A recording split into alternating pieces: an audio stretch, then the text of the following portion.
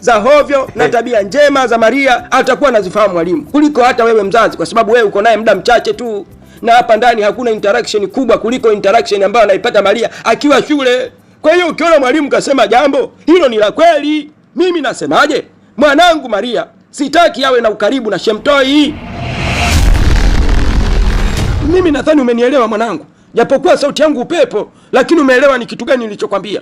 Achana na Shemtoi, wasikilize walimu wako, piga kitabu. Na hilo ndio swala ambalo nimekufanya nikupeleke pale shule, na sio kwenda kuungana na watu wa hovyo hovyo takataka. Achana naye huyo kijana, sawa? Inakupasa tu msikilize baba yako anachokwambia, sawa mwanangu? Alafu kwanza mwanangu, let me ask you one question. Huyo Shemtoi ana faida gani kwenye maisha yako ya shule? Hakuna faida yoyote. He's just a friend. Hapana bwana. Huo urafiki wa mtoto wa kike na wa kiume hata mimi mwenyewe sijauridhia. Just find another friend. Huyo Shemtoi walimu wako wameona kwamba urafiki wenu hauna faida kabisa in your academic status. Hata hivyo matokeo yako yamepungua kabisa kimaksi. Kwa hiyo achana naye huyo kijana, fanya mambo yako. Sawa? Umenielewa binti yangu? Ni sawa, nimekuelewa. Nenda kabadili nguo za shule nikuandalie chakula. Shemtoi, hivi unajua Bikachala ana mambo ya hovyo sana yule mama. Tena ana wivu usijawahi kuona mimi.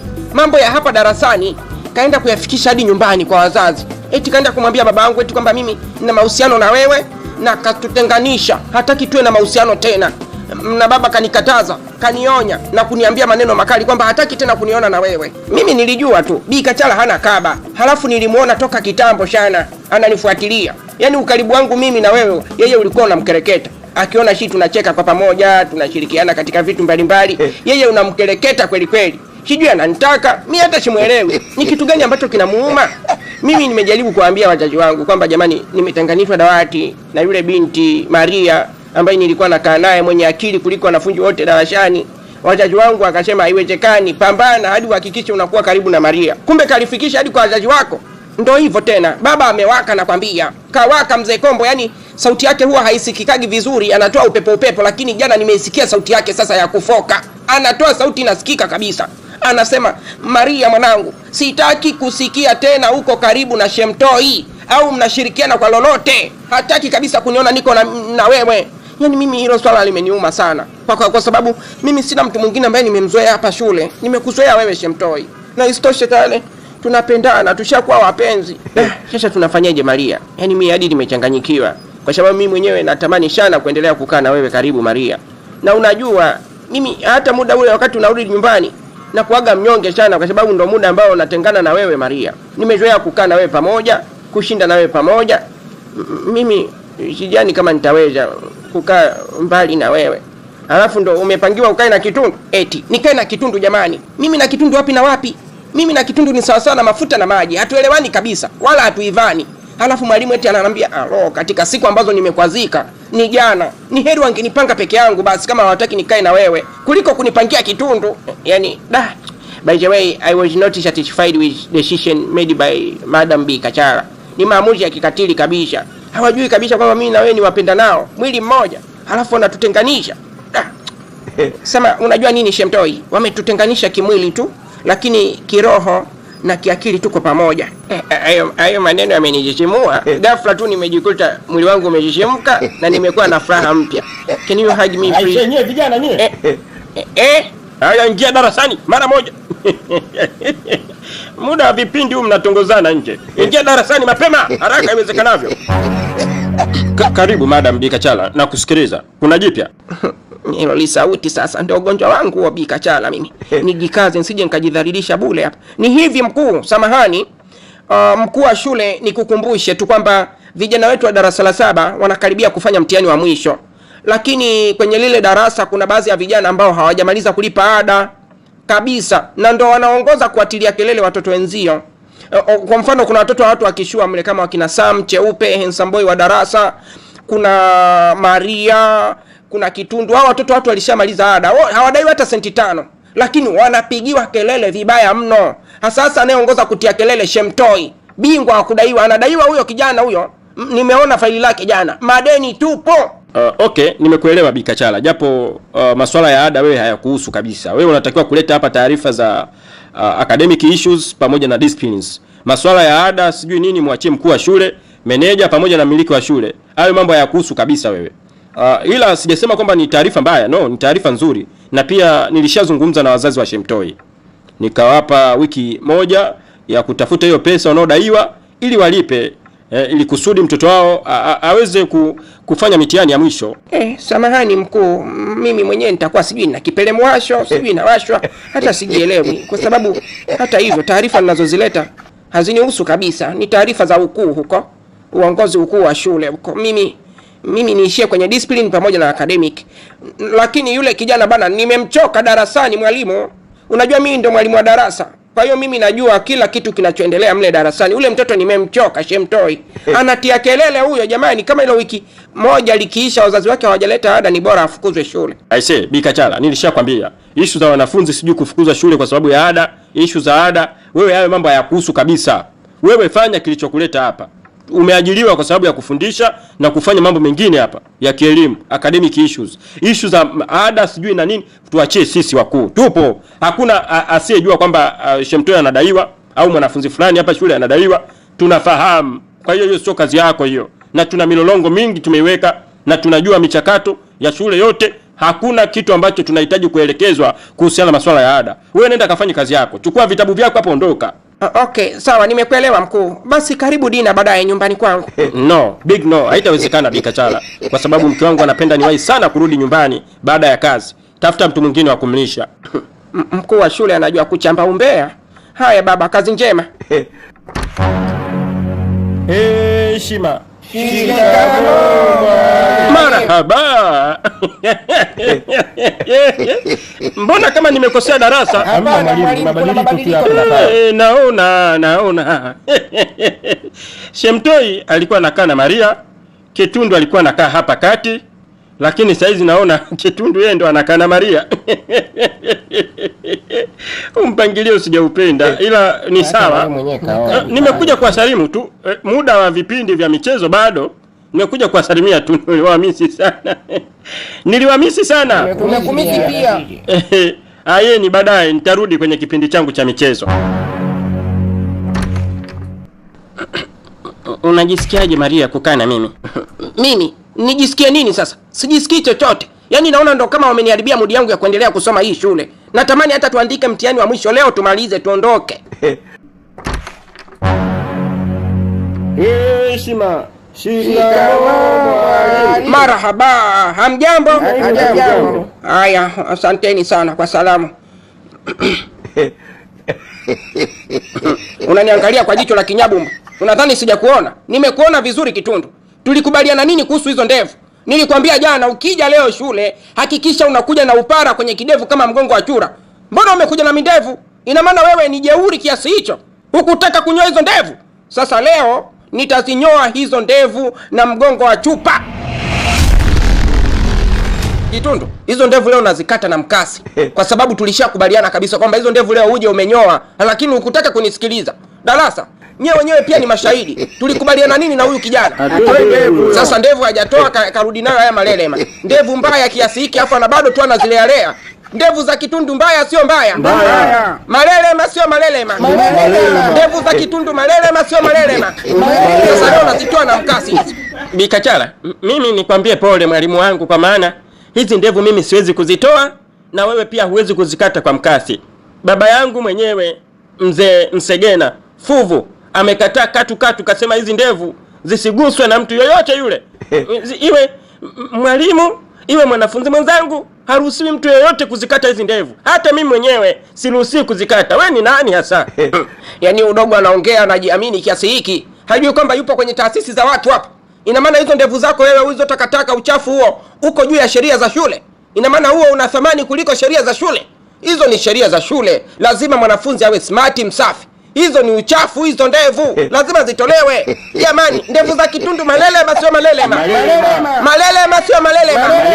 Zitolewe zisitolewe. Hizo ndevu leo lazima zikatwe, haijalishi. Hapana, hiyo haiko sawa kabisa Bikachala. Unajua, Madam Bikachala, mimi nikwambia ukweli tu. Mimi ni mmoja wa wanafunzi ambao wanaheshima sana hapa darasani. Nashika namba 1 katika discipline.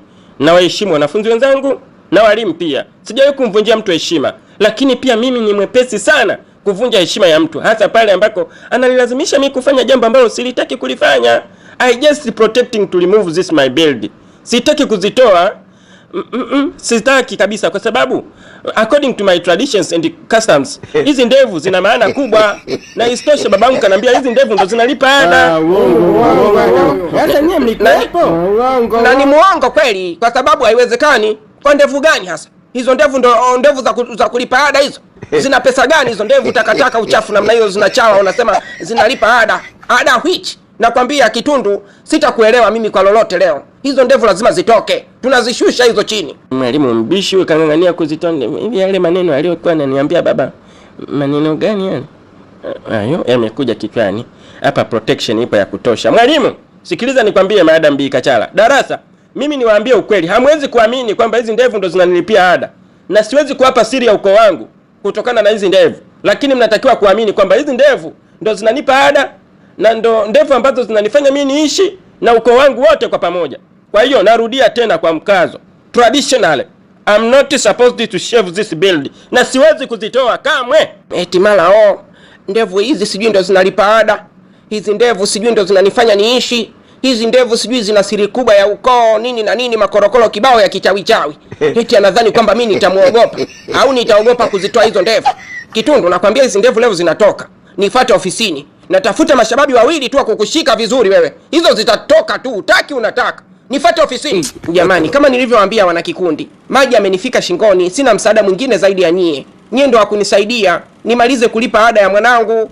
La sivyo mtihani hatafanya yule mtoto. Najua anadaiwa pesa nyingi sana hapa kwenye kikundi, lakini nawaomba jamani, tafadhali nisaidieni na ili lipite. Mwanangu atashinda kufanya mtihani. Unajua wewe Bimlole ndio unataka kudumaza maendeleo ya kikundi. Sasa hivi kikundi kinaogopa hata kununua daftari la kuandika wanachama kwa sababu pesa zote zimekwenda. Pesa umechukua wewe. Haya, hujalipa madeni ya mwanzo, unataka tena kuongeza pesa nyingine. Hizo pesa nyingine utalipa lini? Mwanzoni ulichukua 500,000. Sasa hizi tena unataka 500,000 nyingine. Milioni 1 hiyo. Kikundi tutakiua wewe. Swadakta kabisa kijumbe. Huyu Bimlole tukimchekea huyu, kikundi kitakufa hiki. Kwa sababu mwenzetu anachukua pesa tu na hatujui hizo pesa atarudisha lini. Kila siku yeye ni kukopa tu. Kapiga dili la 500,000. Anakuja tena anataka apige dili lingine la 500,000, milioni 1 hiyo. Kikundi kinalega. Tunakosa hata hela ya kunywa chai hapa tukija kwenye kikundi kwenye kikao. Jamani, lakini hebu tuliangalieni hili swala kwa jicho lingine la pili. Bimlole ni mwanamke mwenzetu.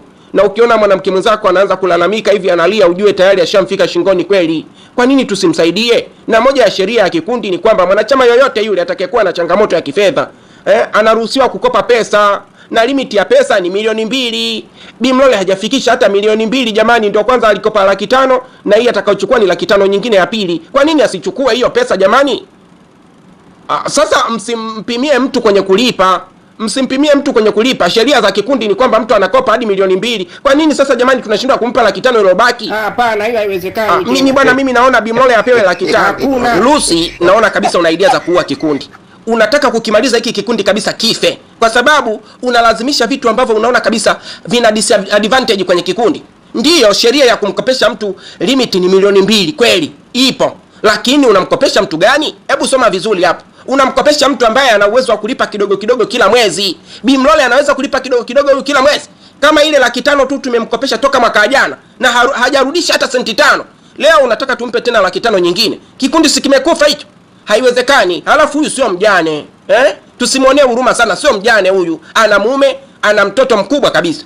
Mume wake akatafute hela basi za kwenda kulipa hizo ada. Sasa ndio umeona wenyewe wana kikundi kwamba kijumbe anataka kumchokonoa. Anataka kuamsha vilivyolala. Sasa mume wangu Bakari Kiboga hapa vipi? Kaingia vipi tena kwenye hii issue?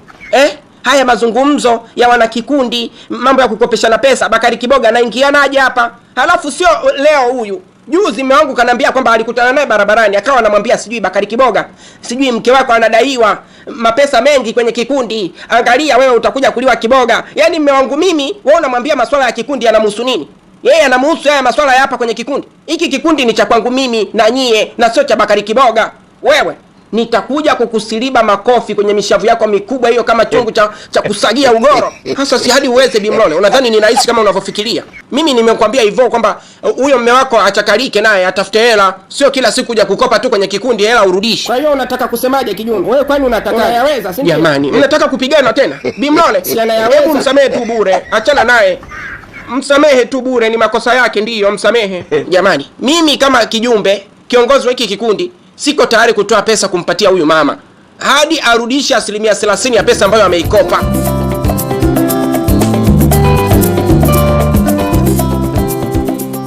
Aise hapo nje. Mmefunga huo mlango vizuri? Dakta, sasa nataka leo nione mwanafunzi akimpinga mwalimu wake wa darasa wakati akitaka kumshevu ndevu zake vizuri ili apendeze. Kitundu, hizo ndevu mimi nazitoa mimi mwenyewe. Sihitaji mtu wa kukushika, sihitaji bodyguard wala mtu mwingine zaidi. Na kukata mwenyewe hizo ndevu. Na ole wako nizuie. Aise hapo nje. Mmefunga huo mlango vizuri? Dakta, sasa nataka leo nione mwanafunzi akimpinga mwalimu wake wa darasa wakati akitaka kumshevu ndevu zake vizuri ili apendeze. Kitundu, hizo ndevu mimi nazitoa mimi mwenyewe. Sihitaji mtu wa kukushika, sihitaji bodyguard wala mtu mwingine zaidi. Na kukata mwenyewe hizo ndevu. Na ole wako nizuie. Kitundu, na kuonya kwa mara ya mwisho, usithubutu kunizuia kwa namna yoyote ile. Niache nikunyoe hizo ndevu vizuri kabisa pasipo kutumia nguvu. Halafu urudi darasani uende ukaendelee kusoma, sawa? Sidhani kama naweza kutulia hivi tu. Nitulie tuli unitoe ndevu zangu Bikachala. Wakati nilishakwambia kwamba ndevu zangu mimi sitaki zitolewe. Kwa hiyo kama unataka kunitoa ndevu, basi utanitoa kwa shari. Shari isiyokuwa ya kawaida, ni yenye kupitiliza. Mimi sitatulia tu. Ni bora unitoe ndevu nikiwa mfu, ama unitoe ndevu pamoja na kichwa changu. Yaani sitaki kutumia nguvu kubwa kwenye hili zoezi Kitundu. Ndio maana nimeamua kulifanya tu nikiwa peke yangu. Na kama ningetaka kutumia nguvu, ningeita walimu wenzangu, ningeita wanafunzi mashababi wenye nguvu ili wakushikilie. Lakini hayo yote ya nini? Kwa nini tuhangaishane namna hiyo wakati hili ni zoezi dogo tu? Nataka niziegete hizo ndevu, ubaki uwe msafi vizuri, uwe safi kabisa. Sitaki kuziona hizo ndevu. Kwa hiyo utachagua wewe. Either nikunyoe kwa utulivu ama unyolewe kibabe, niite watu waje wakushikilie. Wewe nitakuumiza vibaya Bikachala. Ni bora uite watu waje wanishikilie. Mate, sihitaji watu katika hili. Wewe mimi nakumudu. Mbona wewe Kitundu nakumudu vizuri kabisa? Wewe nakuogopa nini wewe? Ngoja nikutoe ndevu hizo. Mapinda, kaflaufu zwa mbona kama yananitoka tena? Mapinda, kaflaufu zwa fungo. Ai kiuno ta Kishi. Kwisha habari yake. Hapa ni sepe tena. Nani huyo? Bila shaka atakuwa ni mke wangu Bimone. Kasharudi kutoka kwenye vikoba. Sijui atakuwa ameokota chochote. Sijui ndo karudi mikono mitupu tena. Mimi naomba awe amerudi na chochote kitu ili tukamalize deni la watu. Maana linanitia fujo kichwani. Kichwa changu kinafanya ngwe muda wote. Mke wangu! Mimi sio mke wako wewe. Sawa wewe ni nani? Tena unikome msenge. Karibu, mlango uko wazi, uingia. Kumbe bwana Kombo. Karibu sana bwana. Mimi nilijua mke wangu kwa sababu alitoka hapa asubuhi kwenda kwenye vikoba. Nikajua sasa ndo kasharudi nyumbani. Kumbe Kombo. Karibu sana tena, kumradhi unisamehe kukuita mke. Asante sana bwana Bakari Kiboga. Lakini siku nyingine huwa unauliza kwanza nani? Usiite tu mke. Watu wengine huwa hawapendi. Mtu mwingine anaweza akamind kabisa. Kwa sababu sio tabia nzuri hiyo. Usijali bwana Kombo. Nimekuelewa tajiri. Karibu tuketi. Hapana, mimi sikai bwana Bakari Kiboga. Nimekuja tu haraka kukupa taarifa kwamba nimepokea ujumbe kutoka kwa mwalimu wa darasa ambalo anasoma binti yangu Maria pamoja na kijana wako Shemtoi. Mwalimu kaniambia kwamba kijana wako ana mahusiano ya hovyo na binti yangu Maria. Mahusiano ya mitevyengo, mahusiano ya mitetete ambayo hayahusiani kabisa na masomo. Sasa amejaribu kuwatenganisha dawati na pia amewaambia wasio na ukaribu tena. Na mimi nimekuja kukupa taarifa hiyo kama mzazi. Kaa na kijana wako, mwambie sitaki tena awe na mahusiano yoyote yale na kijana wangu. Sitaki Maria awe na ukaribu na mtoto wako Shemtoi. Nimemuonya mtoto wangu, na wewe ukae na mtoto wako umuonye, kwa sababu nitakuja kumfanya kitu kibaya. Yaani Kombo, sikutegemea kama ungezungumza kitu cha ajabu kama hiki. Huu ni upuuzi. Mimi nikajua kama mzazi umekuja kushauriana na mzazi mwenzako ni vipi tunaweza kuwafanya watoto wetu katika mtihani wao ambao unakaribia wanakaribia kuufanya wapasue vizuri. Kumbe unakuja na maswala mengine ya kijinga. Wale watoto wadogo hata vidudulu havijaanza kudida tayari unasema sijui binti yako ana mahusiano ya kipumbavu ya kijinga. Haiwezekani hiyo. Hilo ni swala ambalo haliwezekani bwana Kombo. Ni upuuzi tu huo. Bakari, mpuzi ni wewe na kijana wako Shemtoi. Binti yangu mimi kashafika kwenye bare. Vimongo vinaanza kutoka kifuani. Ndio maana nimekwambia stop. Mwambie kijana wako akome kuwa karibu na binti yangu. Nitakuja kumfanya kitu kibaya. Nitakuja kupiga mtu risasi kwenye makalio hivi mchana kweupe. Mtie risasi ya makalio. Nani bwana wewe Kombo Hebu acha kunitisha mimi, ondoka. Nishakwambia mimi. Toka bwana, toa upepo hapa. Upepo upi? Usinitukane. Unatoa upepo, ondoka. Huna maana yoyote. Mimi nikajua mtu mzima umekuja tushauriane mambo ya msingi, kumbe unakuja kuzungumzia mahusiano ya watoto wadogo. Kijana wangu ndo kaanza mwaka huu kuota vinywele vya asili. Binti yako mwenyewe naye sijui hata kama anatoa ude bado binti mdogo kabisa. Halafu unasema mahusiano ya hovyo. Yapi? Ujinga tu, ujinga usiokuwa na maana. Ondoka bwana we. Sawa, naondoka. Mtu mzima hovyo. Hopeless kabisa.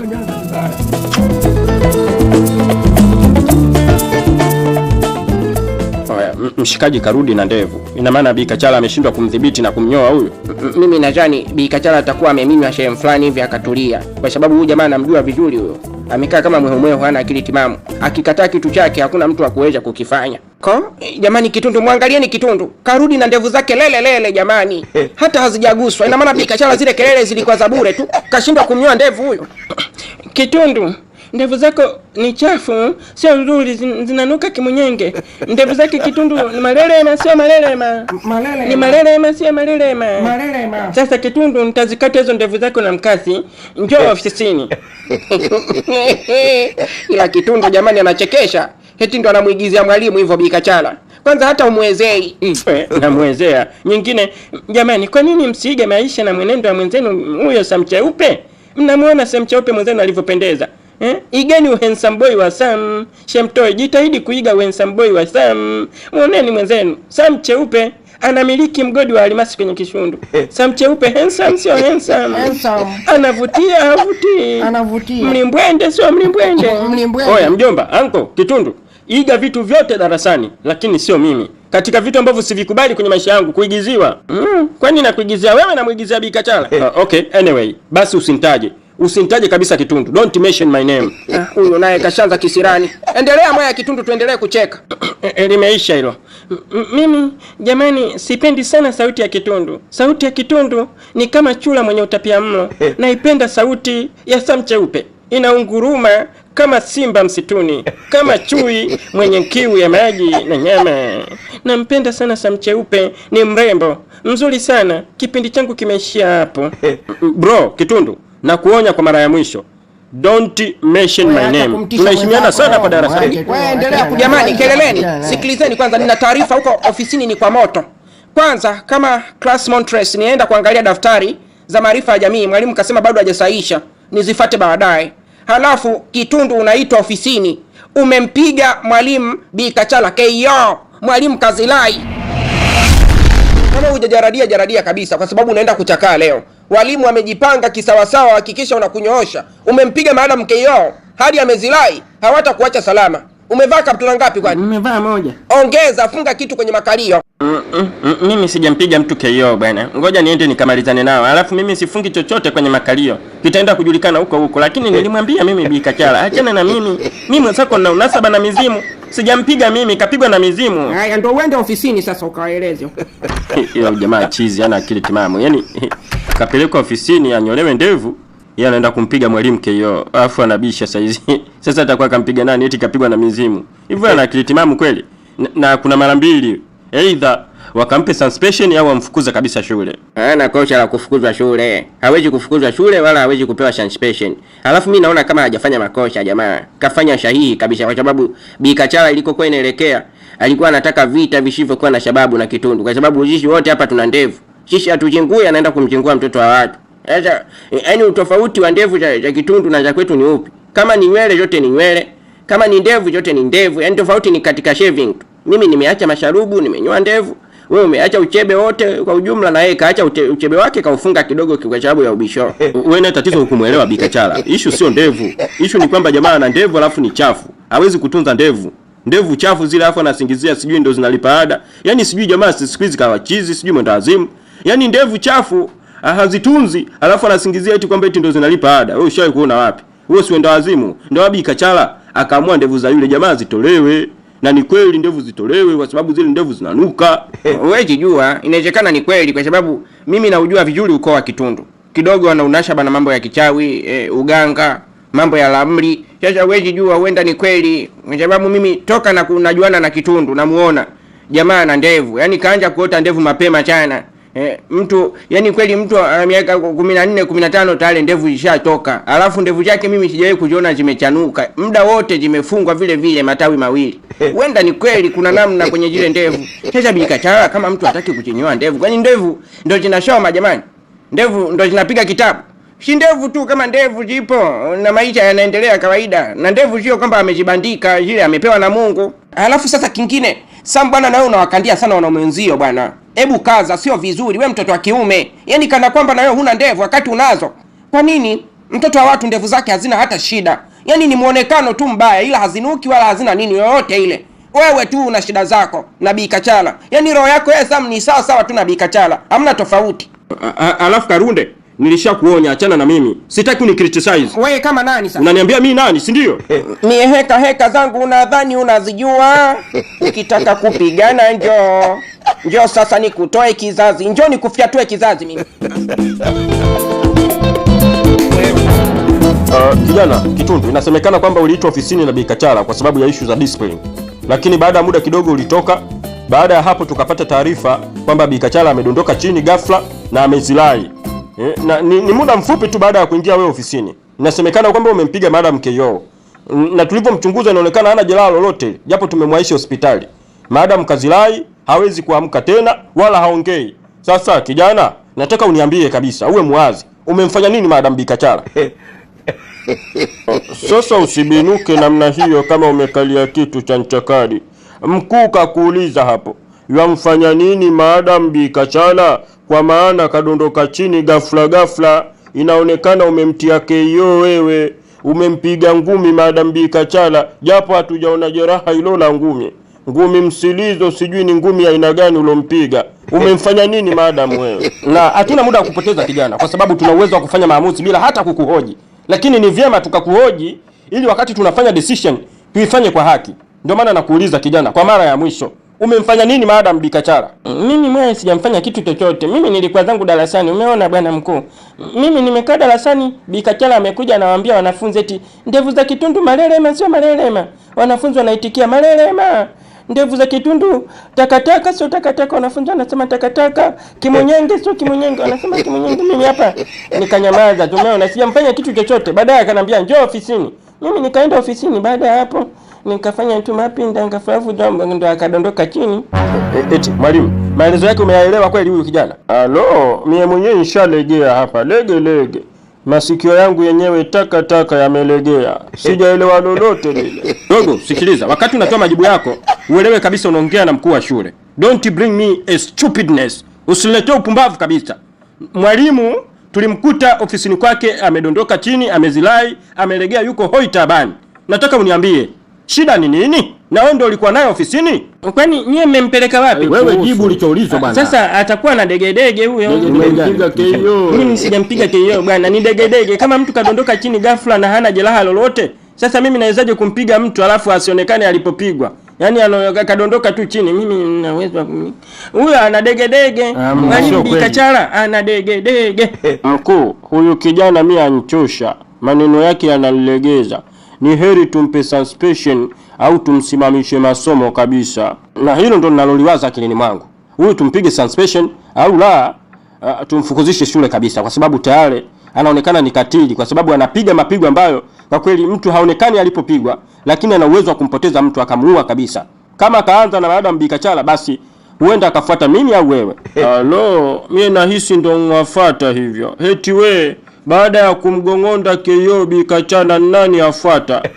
Mimi sijui ni nani anafuata, lakini nyie mnatakiwa tu muelewe wahenga walichokuwa nakisema kwamba ukiona mwenzako anatia maji, basi za kwako zinanyolewa. Ukiona nywele zinanyolewa na maji, wewe tia. tia maji kwenye nywele mwenzako. Tia maji mnyweni. Wewe hata usipotia maji, mbona huna nywele? Upara mtupu ngwengwe. I say Kitundu, wakati tunasubiri matokeo ya hospitali, basi nenda kamwite mzazi wako afike hapa shule. Go and bring your father here. Haraka. Fanya haraka hivyo, kwa sababu kuna mara mbili, either tukufukuzishe shule kabisa au tukupe suspension. Alafu mwalimu, unajua huyu kijana tunaongea naye kwa heshima sana. Yaani kweli anaongea na sisi katika amesimama wima kabisa kingangari.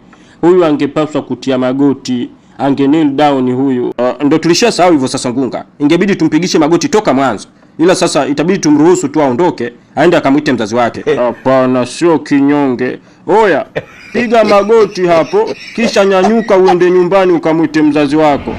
Basi inatosha. Nyanyuka uondoke. Oya, Ticha Ngunga. Nini? Ticha Ngunga. Hello, watch your back. Ndio anamaanisha kitu gani huyo? Watch your back maana yake ni kwamba jiangalie katika kishundo. Hilo ni kama onyo amekupa. Sapo sikantukana mkuu. Kwa nini tunamruhusu aondoke? Kantukana hivyo. Sasa hiyo ni issue ya discipline Ngunga. Acha kamwite mzazi wake kwanza, halafu nyie mtamalizana baadaye huko. Mpaka hapo nishalegea mkuu. Hakuna haja ya kumalizana naye. Mimi nishalegea hivyo. Nachoka. Vipi mke wangu Vimole? Umeokota chochote kweli? Sijambulia chochote mke wangu zaidi ya matusi tu na masimango. Kikundi kizima leo kilikuwa kinanishambulia kwamba mimi ndio mkopaji bora katika kikundi na sirejeshi pesa. Mtu mmoja tu ndo alikuwa upande wangu, alikuwa anaonesha moyo wa kunisaidia, naye hana nguvu. Kikundi kizima kimenikataa leo mume wangu. Wanasema nadaiwa 500 na sijarejesha hata senti 5, hata 5% ya ile pesa niliyokopa sijarejesha. Hivyo hawawezi kunikopesha tena. Na ukiangalia sheria za kikundi, mwanachama anaweza kukopa hadi milioni 2. Sasa mimi nimekopa 500 tu lakini wananikazia. Sasa kijumbe yule mwenye mashavu kama kichungu cha kusagia ugoro. Alafu yule binti nilimuona tu mimi. Toka siku ya kwanza nimekutana naye kule barabarani. Kwanza anadharau, hana heshima, wala hajali mtu ni mtu mzima huyu amenizidi umri. Yeye hutukana tu matusi, anatoa matusi kanitukana mimi kama mtoto mdogo. Sasa mwambie siku nyingine nikikutana naye nitamtia makofi. Nitamlalua mikofi mbele za watu, mwenda wazimu huyo. Nadhani huyo ndo amekukazia mke wangu leo hujapata pesa. Sasa kule tutakwenda kulipa nini? Tunadaiwa pesa ya watu, mwenetu hatafanya mtihani. Oi masikini. Makabwela sisi tutakwenda wapi? Yaani mpaka hapo mume wangu mimi kwa kweli nikwambie tu ukweli, kichwa changu kinayumba. Kinazunguka kabisa kama feni bovu. Nasikia begedu. Sina namna nyingine. Maana kule kwenye kikundi ndio ulikuwa msaada wangu wa mwisho ule. Yaani kama tumekosa pale pesa, sidhani kama kuna mtu mwingine ambaye tunaweza kumwazima pesa akatuelewa. Na mtaani saizi washatugundua. Kila ukienda sehemu wanasema wakopaji hao. Wani wametupa na majina kabisa. Sasa tutafanya nini mke wangu? Basi nirudi tena kwa mzee Zumbe. Hapana Bakari Kiboga. Unataka kuniuza? Wakati unayakumbuka vizuri tu masharti ya mzee Zumbe. Alisema kwamba kama unataka pesa, basi unipeleke mimi nikalale kwake, nikamtumikie kwa siku moja. Sasa huo bwarasi mimi naufanya huu. Siwezi kufanya ujinga wa namna hiyo. Mimi nitoe utu wangu eti kisa ada ya mtoto. Kama tumekosa pesa, ni heri tu maskini tutawale. Hatuna kitu, hakuna namna. Kwanza hiyo ni dhambi kubwa kwa Mungu. Tutakuwa tumefanya laana kubwa. Ni laana. Sasa tunafanya nini mke wangu? Au niende nikauze figo? Kwa figo gani? Si hii ya kwangu. Wewe mwenyewe unahitaji figo hapo Bakari Kiboga. Sasa mke wangu tuafanya nini? Kwa sababu kijana wangu naona kabisa tutaziharibu ndoto zake. Ule kijana ana akili vizuri na ana moyo wa kusoma. Sasa kwa nini ashindwe kufanya mtihani? Kwa sababu ya pesa. Tena pesa yenyewe 500 tu. Ina maana sisi tunakosa kupata 500, watu walimwengu wanashindwa kutuazima 500, sisi mwenetu afanye mtihani. Kwa nini wanatufanyia hivi? Wewe Bakari Kiboga? Unataka uanze hivyo kubwabwaja? Hebu tulia basi, jikaze wewe mtoto wa kiume. Sasa kama unataka kulia na mimi je? Tutalia humu ndani na tutakosa mtu wa kutunyamazisha. Tulia. Alafu leo umeshinda hapa nyumbani kutwa nzima. Ungetoka basi utembee mtaani huko, uenda ukaokota chochote, kwa sababu Waswahili wanasema hivi, mtembea bure si sawa na mkaa bure, mgagana huko hali wali mkavu. Huenda ukaokota chochote mume wangu, kuliko kujikalisha tu humu ndani. Hebu toka basi jioni hii, kahangaike kidogo. Sawa, natoka. Nitakwenda huko mtaani nikazurure, nikakimbie barabarani kama unavyosema mke wangu. Lakini mie kama nitatembea kote huko, halafu nikakosa chochote kile, narudi tena kwa Zumbe. Unapenda vya mdonyole we mwanaume. Unapenda vya mdonyole. Vya mdonyole achana navyo mume wangu. Ni vibaya hivyo. Kama tumekosa pesa kwa njia ya peaceful means, kwa njia ya amani na upendo, basi acha tufanye ushetani tuipate hiyo 500,000. Mimi siko tayari mwanangu arudi nyumbani asifanye mtihani kisa 500,000. Mtakaba huko njiani, ukisikia tu huko kwe kingola, basi ni mie huyo.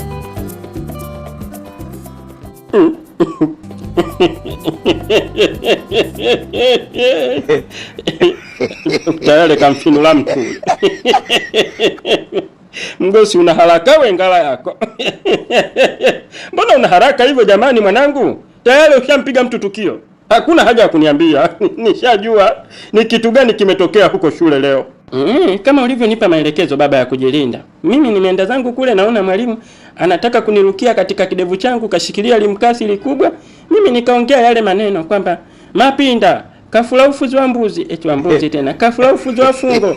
Mtu akadondoka chini puu. Basi tena mimi ndio walimu akaniita ofisini tena, wakaniambia kwamba nije nikuite wewe, unaitwa shule hivyo.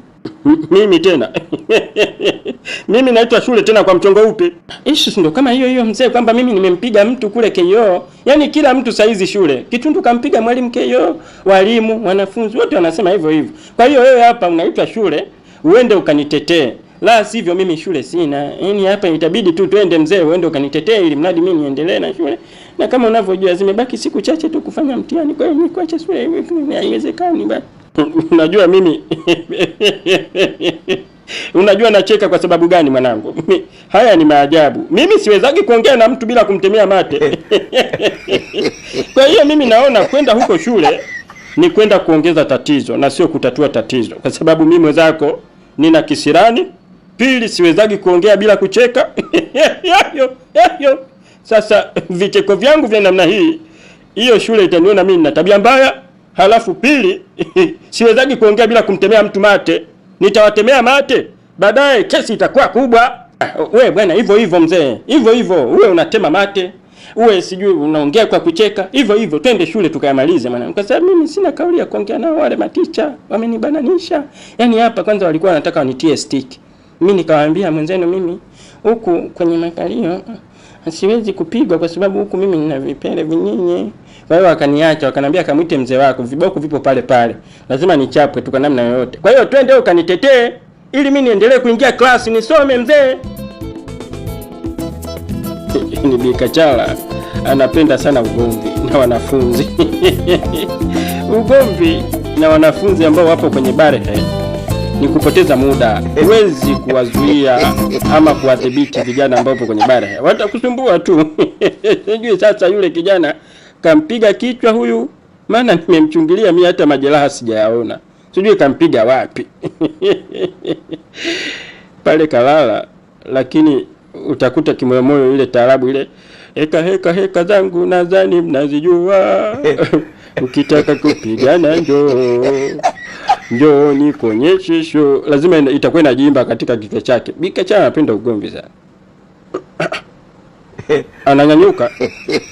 Ananyanyuka. Daktari! Jamani, kuna nini tena? Daktari njoo, Bikachala kanyanyuka. Kanyanyuka? Kaamka, Kalomokombole kaamka. Kwani imekwaje? Mimi nimeona tu ghafla ameamka, sijajua. Sijaongea naye chochote. Eti Bikachala mwalimu, unajisikiaje?